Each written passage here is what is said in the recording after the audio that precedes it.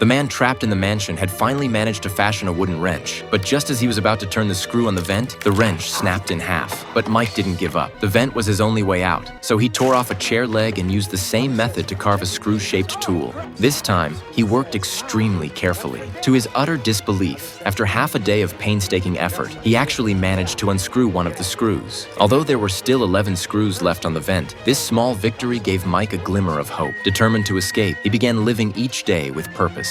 When he was hungry, he ate a bit of steak from the mansion. When he was tired, he slept soundly inside. And when he had free time, he worked on making wrenches. Finally, after an unknown number of days, he successfully unscrewed 10 screws with his homemade wrench. But just as he excitedly went to turn the last screw, he slipped and broke his leg. In an instant, despair washed over Mike. He couldn't understand why life had treated him this way. With no other choice, he spent the following days nursing his injury, planning to finish the job once he could walk again. One day, as he lay resting on the floor, he suddenly noticed a smoke detector overhead, its light blinking steadily. At that moment, he gave up on painstaking effort and decided to trigger the alarm instead.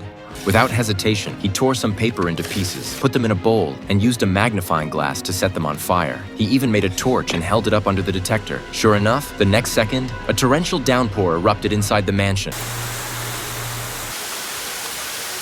Mike was ecstatic. He ran desperately toward the front door, thinking it might be open. But when he got there, it was still locked tight. In despair, he lay down and slept. When he woke the next morning, the mansion had turned into a waterfall-like scene. Mike grabbed his wrench, climbed up to the vent, and prepared for one final attempt. To everyone's surprise, especially his own, he finally succeeded and escaped through the vent.